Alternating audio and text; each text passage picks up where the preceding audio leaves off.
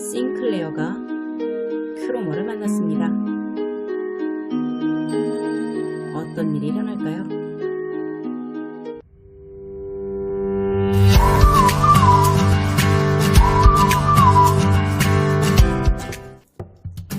김수복 씨와 함께 같이 읽어볼 책은 헤르만 헤세의 데미안입니다. 네, 거의 국민책이죠? 네, 그렇죠. 네. 네. 이 데미안이 김수복 선생님의 원픽이란 얘기를 들었어요. 데미안은 저한테 저 스스로 인생책이라고 자부하는 책이에요. 네, 제가 데미안을 처음 만난 건 고등학교 2학년 때였거든요. 네. 그 당시 저는 마음 한구석에 인간과 종교, 선과 악, 신의 존재에 대한 물음을 가지고 있었던 것 같아요. 굉장히 조숙한 학생이었네요. 예, 많이 조용한 편이면서도 생각이 좀 많은 학생이었죠. 네. 예, 그래서 그때 당시 신은 존재할까? 신이 과연 존재한다면 어떻게 이런 일이 일어날 수 있을까? 그 다음 또 신이라고 하면 밝은 세계만 상징하는 것 같아서 그게 너무 낯설었어요. 네. 정말 전지전능하다면 모든 것을 아우를 수 있는 게 신이 아닐까라는 고민들을 가지고 있었거든요. 네, 우리 청소년 때 그 종교에 대한 고민을 가장 크게 하는 것이 정말 선한 신이라면 이 네. 악함을 어떻게 보아 넘겨지고 있나라는 문제에 많이 봉착을 하는데 그런 문제에 대해서도 고민을 하셨겠어요? 네, 그렇죠. 그런 와중에서 제가 데미안이라는 책을 읽게 되었는데요. 네. 한마디로 충격이었어요. 어떤 점에서 그렇죠? 왜냐하면 제가 고민하고 있던 부분들이 그 책 안에 고스란히 들어가 있더라고요. 본인이 헤르만 헤세였네요. 거기까지 갈 수 있을까요? 여하튼 그 어린 마음에 여하튼 선과 악, 그 이분법적으로 나눠지는 거에 이 신이라는 존재가 선함, 밝음만 상징한다는 게 왠지 마음에 안 들어 했었던 것 같아요. 아하. 그러면서 데미안을 읽고 나서 아브락삭스라는 게 있구나. 그 뒤로는 제가 힘들 때마다 위안을 받았던 책이 바로 헤르만 헤세의 데미안입니다. 아하.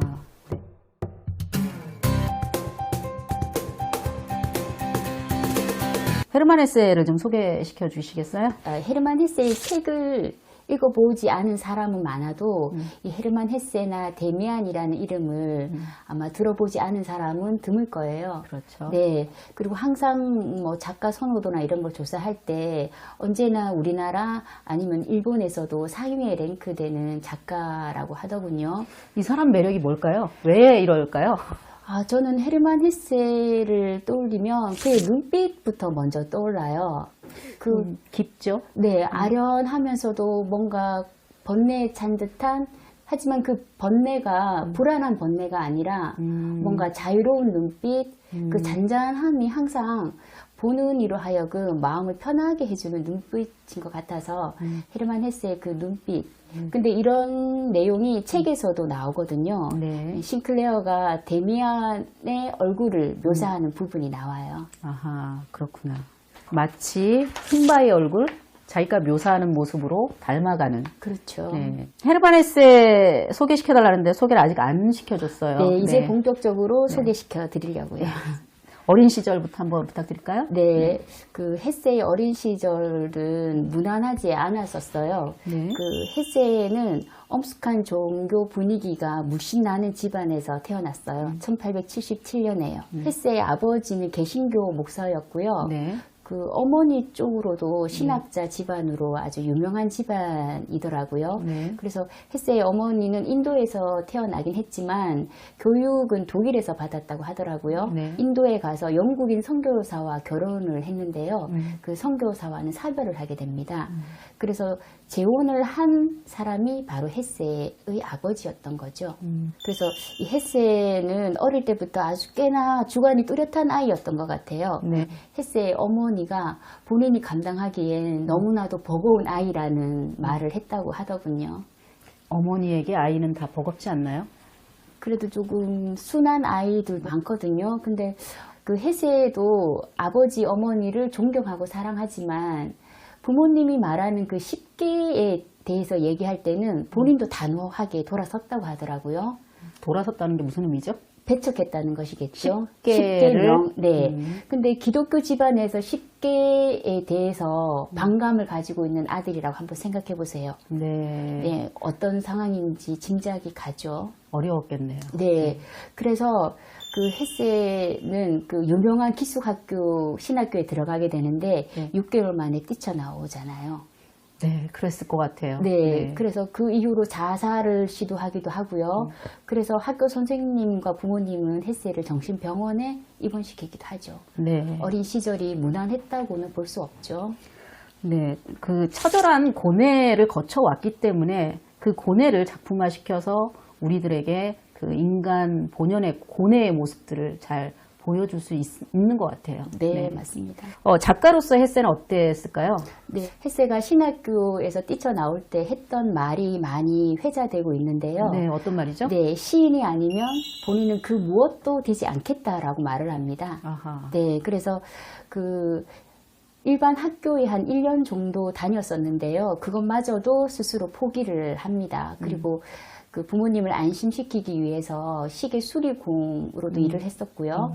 그 서점의 점원으로도 일을 하면서 이제 본인이 하고 싶었던 글쓰기 작업을 본격적으로 시작하죠. 네. 그래서 나온 첫 작품이 낭만의 노래라는 시집이었어요. 네. 이 데미안은 언제 나온 책이죠? 데미안은 세계 1차 대전이 1914년이잖아요. 네. 그 이후에 아버지의 사망, 그다음에 부인이 정신질환을 앓기도 하고요. 네. 셋째 아들도 이런저런 병을 앓았다 하더라고요. 네. 그러니까 그 이후에 헤세도 정신 분석을 받게 되는데요. 네. 그 이후인 1919년에 데미안이 나옵니다. 네. 근데 이 데미안 작품이 처음부터 헤르만 헤세의 이름으로 나오지는 않았어요. 초판은 에밀 싱클레어라는 가명으로 책을 출판하게 됩니다. 지금 이 책이 초판본 그대로 나온 거잖아요. 맞아요. 에밀 네, 싱클레어. 네, 책은 대성공을 거두어요. 네. 그래서 어떤 평론가가 에밀 싱클레어가 누군가를 이 데미안의 문체를 분석하면서 찾게 됐는데, 이 책은 헤르만 헤세 책이다 해서 본 작가가 알려졌다고 하더군요. 그렇군요. 네. 이 이제 정신 분석을 좀 받았다라고 하잖아요. 네. 그 칼 융의 제자 랑 박사로 네, 알고 맞아요. 있는데 네. 그래서 그런지 이 융의 사상도 상당히 많이 담겨져 있거든요. 끊임없이 이제 자아 찾기를 시도하잖아요. 네. 그러니까 융의 이론이 이제 자아를 넘어서 그 인류 공통적으로 가지고 있는 자기를 회복하는 것, 그렇죠. 그런 사상인데 네. 이 사상의 전체적인 맥락에서는 그게 연결이 되는 것 같아요. 네. 그래서 그 정신 분석을 받고 나서 이제 헤르만 헤세의 작품에 그런 꿈과 관련된 내용들이 많이 등장하는 것을 보면 정신 분석이 헤세에게 큰 영향을 끼치지 않았나 생각되는 부분이에요. 데미안이 그 세계 전쟁을 예시하는 꿈을 꾸었다라는 부분도 뒷부분에 조금 비치기도 하죠. 네. 그 부분은 칼 융이 그렇죠. 세계대전이 발발하기 직전에 계속 꿈을 꿔 가잖아요. 네, 피바다 되는 꿈을 그렇죠. 꾸기도 하죠. 네. 그거하고 이제 연결이 되는 꿈이기도 해요. 그죠? 네. 그래서 고등학교 때 읽었을 때는 오로지 그 성과 악, 그 아브락삭스에 조금 초점이 맞춰져 있었다면 이번에 데미안을 읽었을 때는 정말 이 책 안에 너무나도 많은 그 당시의 배경들이 들어가 있다라는 걸 느끼고 아는 만큼 보이는구나를 생각했습니다. 만원경 덕분입니다. 네. 저는 이 책을 읽으면서 그 당시를 풍미했던 독일 사상가들의 여러 흔적들을 많이 발견할 수 있었거든요. 네. 이제 대표적으로 이제 아까 말씀드렸던 칼 융도 그렇고, 그 다음에 니체도 그렇고. 저는 이제 칼 융과 니체를 이 책에서 발견하는 기쁨이 또 많이 컸어요. 어떠셨어요? 니체 혹시 발견한 게 있으신가요? 네. 얼마 전에 저희가 니체를 지금 계속 1년 동안 읽어 내려가고 있잖아요. 아, 그러세요? 네. 만원경 빅 아이템 1년 동안 니체를 네.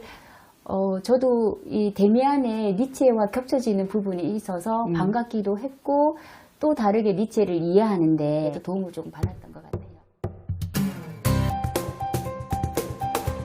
니체도 그 누구도 개인을 평가할 수 없다고 말하잖아요. 그 자체로 존귀한 존재이기 때문에 그 헤세도 데미안에서 그런 말을 하는 부분이 나와요. 네, 어떤 잠깐 부분이죠? 읽어드릴게요. 네. 저마다 사람은 자기 자신일 뿐만 아니라 단 한 사람일 뿐이며 어떤 상황에서도 주목할 만한 존재 그 자체다. 저마다 살면서 어떻게든 세상에서 뜻을 펼치고 있다는 점에서 각자의 이야기가 중요하고 영원하며 숭고한 것이다. 예, 니체가 개개인을 고귀한 존재로 봤던 것과 예, 매치되는 부분이 아닐까 해요. 네. 굉장히 이제 현대적인 그 개인상을 그렇죠. 보여주고 있는 거죠. 네. 저는 이제 니체의 흔적을 가장 강하게 느꼈던 것이 카인과 아벨 이야기였어요. 네. 그러니까 데미안이 기존의 성서에 나와 있던 카인과 아벨을 새롭게 해석해 주잖아요. 그렇죠. 우리가 악인, 네. 살인자라고 평가했던 카인이 실은 강한 인간이었다. 고귀한 인간이었다. 그랬기 때문에 아벨이 모함을 한 것이다. 약한 자들이. 그렇죠. 네. 그러니까 니체 사상에서 이제 독수리와 양떼들 비교했을 때 이제 독수리에 대한 그 강함에 대한 약한 자들, 즉 양떼들이 독수리를 악인으로 묘사하잖아요. 네. 쟤는 나쁜 애야. 상대적으로 우리 양떼들은 착한 아이들이야. 그 구도가 카인과 아벨에서도 그대로 나타나고 있거든요. 그러니까 니체 영향을 가장 크게 느꼈던 부분이었거든요. 네. 스님은 어떠셨나요? 그래서 그 데미안이 싱클레어에게 카인과 아벨의 이야기를 해주면서 표식 이야기를 하잖아요. 네. 근데 그게 어디 이마에 찍혀 있다라고 성경책에는 나오나 보죠. 저는 성경을 잘 모르거든요. 네. 근데 데미안은 그게 아니라 그의 눈빛이라고 말을 하거든요. 강한 인간을 알아본 거죠. 네, 네. 그래서 그 데미안이 던지는 물음에 싱클레어도 이제 답을 찾아가는 과정이 또한 그 자신에게로 가는 과정이라고 할 수가 있겠죠. 그러니까 이 책에서 보면은 알을 깨고 나오는 어떤 새 비유가 자주 나오잖아요. 네. 근데 이 껍질을 깨기 위해서 우리가 그 껍질이라고 한다면 기존의 관습이라든지 기존에 우리한테 요구되는 생각들 이런 것들이 깨져야 되잖아요. 그렇죠. 그 톡톡톡 깨주는 역할을 데미안이 제대로 하고 있는 것 같습니다. 네, 또 그 역할을 하는 사람이 인물이 피스토리우스도 같은 역할을 한다고 보면 되겠죠. 예. 카인과 아벨 약자와 강자의 구도였잖아요. 네. 선생님은 어떠세요? 본인이 약자에 있습니까? 강자에 있습니까? 저는 당연히 제가 약자라고 생각을 하죠. 네. 그렇구나. 어떤 면에서 약자라고 생각을 하시나요? 뭐 다른 사람을 동정한다던가, 뭐 연민의 정이 저는 있다고 생각을 했는데, 여기에 의문을 들게 한 철학자가 바로 니체였어요. 그 니체는 연민은 나약한 사람들의 자기 변명이라고 말을 하잖아요. 네. 그래서 저는 처음에 그런 부분에 대한 니체를 읽었을 때 놀랐었어요. 많은 사람들이 그 부분에서 움찔하죠. 뒤로 네, 물러서죠. 니체 정말 무서운 사람이다. 어떻게 다른 사람에 대한 배려나 연민을 이렇게 나쁜 걸로 묘사할 수 있을까라고 생각을 했었는데, 강자 이론이 뜻하는 게 무엇인가를 이해했을 때, 니체의 그런 말했던 속내를 조금 알 수는 있었어요. 그 니체가 강자란 자기 에너지가 넘쳐 흘러서 다른 사람이 돕는 게 자연스러움이라 그랬잖아요. 그렇죠. 친구로서 돕는 거죠. 네, 내가 역량이 안 되면서도 뭐 도덕적인 시선, 다른 사람 시선 때문에 돕는 것은 진정한 도움이 아니라고 한 말에 니체의 강자 이론을 조금 이해되었던 부분인 것 같아요. 네. 그래서 여전히 약자십니까? 네, 여전히 약자인 것 같아요. 그래서 한 번 더 곱씹어야 돼요, 아직까지는. 예, 그 니체의 강자 이론이 바로바로 스며드는 게 아니라, 니체가 그런 의미로 강자라는 말을 했었지라고 자신한테 한번 되뇌이고 나서야, 아직 그 단계입니다. 예, 아직 약자죠. 저는 이제 그 부분이 제일 힘들었어요. 저를 인정하기가 힘들었어요. 약자는 상대를 악인으로 규정한 다음에 부수적으로 자기를 선한 입지에 놓는다. 그러니까 상대방이 악해야 돼요. 자기가 착하려면. 그렇죠. 네. 근데 실제로 우리가 살면서 상대가 그렇게 약하진 않잖아요. 그리고 상대방을 눌렀다고 해서 내가 저절로 선이 되지도 않잖아요. 그건 어떻게 보면 자기 합리화 아닐까요? 그렇죠. 네, 약자들의. 그런 부분에서 저는 강자가 되고 싶다라는 생각을 좀 했었거든요.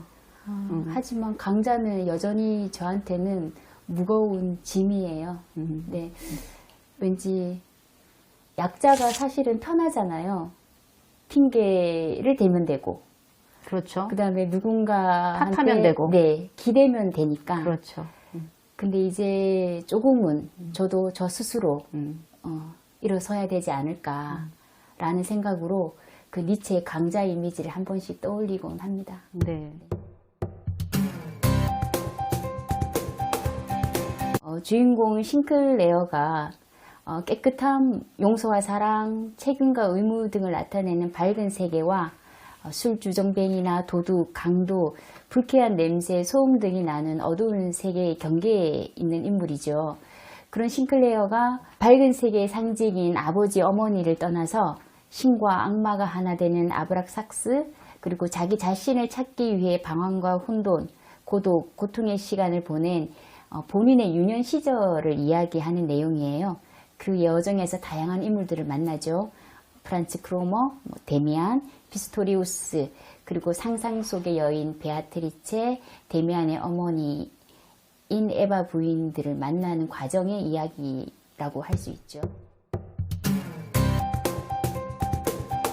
나오는 주인공에 대해서 한번 얘기를 좀 해봐야 될 것 같아요. 네. 가장 중요한 인물이 이제 싱클레어라는 인물인데요. 이 대부분의 독자는 싱클레어가 자기 자신의 이야기다라고 생각하는 경우가 많아요. 네. 그러니까 개인의 이야기인데 보편성을 획득한 인물이 바로 싱클레어라는 인물인데요. 네. 우리의 성장통을 상징적으로 잘 보여주고 있다고 생각이 들어요. 네. 스님한테 싱클레어는 어떤 인물이었나요? 누구나 읽어도 공감이 가는 인물이죠. 네. 또한 이 싱클레어는 헤르만 헤세의 분신이라고도 할 수 있어요. 네. 그 헤세가 서문에서 이 책은 가공의 인물이 아니라 한 인생을 살아간 실존 인물의 이야기다라고 이야기를 하고 있거든요. 그래서 싱클레어는 헤르만 헤세의 분신이라고 저는 생각을 합니다. 네. 싱클레어는 어떤 고민을 그렇게 많이 했나요? 이 책에서? 그 선과 악의 경계에서 느끼는 그런 괴리감들, 저와 비슷하게 그 신이 밝음의 세계만 포용한다든가 그 밝음의 세계만 신이 상징한다는 거에 의문을 가지고 있었던 것 같아요. 그러면서도 한편으로는 자기 자신에 대한 뭔가 아우성치는 그런 소리들을 들었겠죠. 네. 그래서 그런 부모님을 떠나서 그 자신을 찾아가는 여정에서 만나는 다양한 인물들을 통해서 싱클레어는 자신한테 조금씩 다가가게 되는 거죠. 우리는 참 경계를 많이 짓는 것 같아요. 네. 선과 악, 어둠과 밝음, 정신과 육체. 그러니까 이런 경계선상에서 이렇게 우리가 살아가잖아요. 네. 그 경계를 어떻게 통합할 것인가. 그런 고민을 싱클레어가 쭉 책을 따라가면서 하고 있는 것 같습니다. 그렇죠. 싱클레어 주위엔 기존의 세계와 다른 세계를 경험하게 해주는 인물들이 등장을 하거든요. 네. 가장 중요한 인물이 이제 데미안, 크로머, 피스토리오스, 에바 부인 이 정도 등장을 하는데 네. 크로머라는 인물 흥미로운 인물인데요. 네. 어떤 인물인지 소개를 좀 해주시겠어요? 네, 이 크로모라는 인물은 싱클레어를 어둠의 세계로 한 발짝 더 끌어당기는 역할을 하는 인물이에요. 네. 그러니까 아브락사스로 가는 어떻게 보면 첫 단추라고 할 수가 있겠죠. 네, 기존의 세계와 다른 네. 어둠의 세계의 맛을 보여주는 거죠. 네, 그래서 더 확실하게 싱클레어가 어둠과 밝음의 세계를 인식하게 만드는 인물이죠. 네, 크로머. 혹시 쌤 인생에 크로머가 있나요? 항상 제 마음속에는 선과 악이 존재하거든요. 네. 그러니까 뭐 그 선과 악이라는 게 정말 선과 악이라기보다는 갈등의 인물이죠. 예를 들면 운동을 해야 되는 나와 하기 싫은 나와의 갈등 이런 것들도 다 자신만의 갈등이라고 할 수 있겠죠. 그러니까 꼭 선과 악이 아니더라도 항상 갈등하는 인물이에요. 그러니까 크로머가 다양하게 많이 있다는 말씀이신 거죠? 네, 그렇죠. 그래서 덧붙이고 싶은 것은 그 데미안 마지막 부분에 데미안이 싱클레어에게 묻잖아요. 혹시 프론츠 크로모를 기억하느냐고. 그러면 싱클레어는 미소로 답을 하거든요.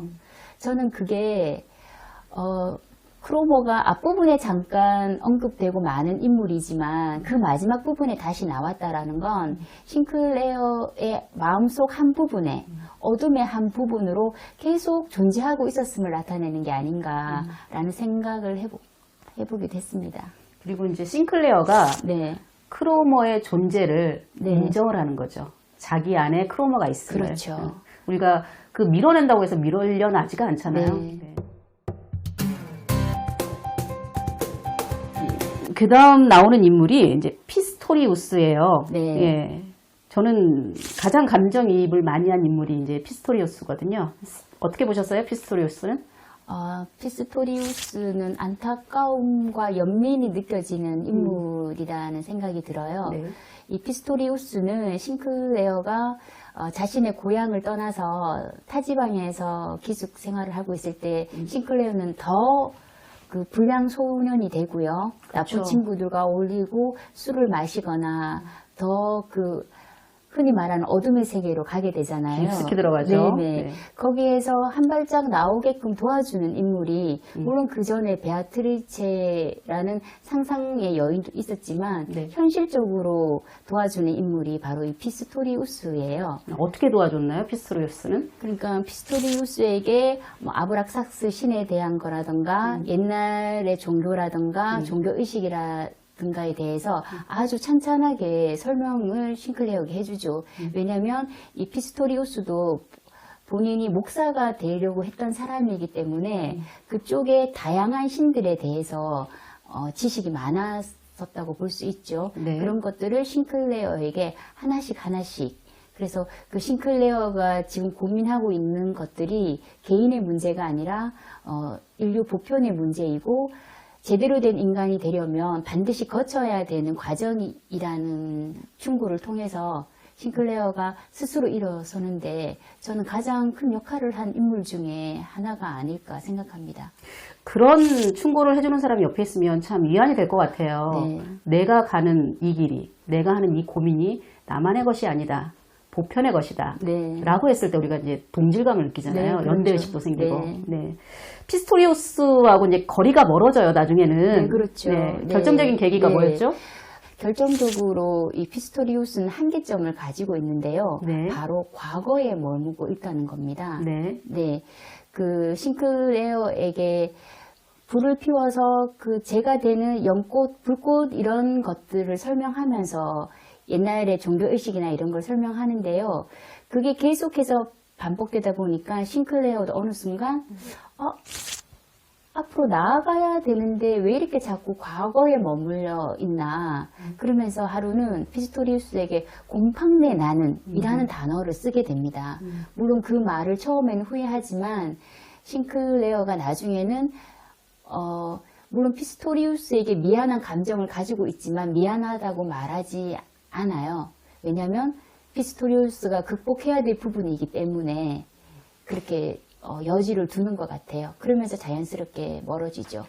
그 피스토리우스 입장에서 보면 네. 그러한 곰팡내 난다라는 충고를 해준 싱클레어가 굉장히 큰 그 충격으로 다가왔을 것 같아요. 네. 그리고 피스토리우스가 기존에 이제 과거 껍질을 그대로 안고 있잖아요. 그렇죠. 그 껍질을 깨고 한 걸음 나아가는데 아마 이 싱클레어가 도움을 네. 줬을 거라는 추정이 가능해요. 저도 그렇게 네. 생각해요. 네.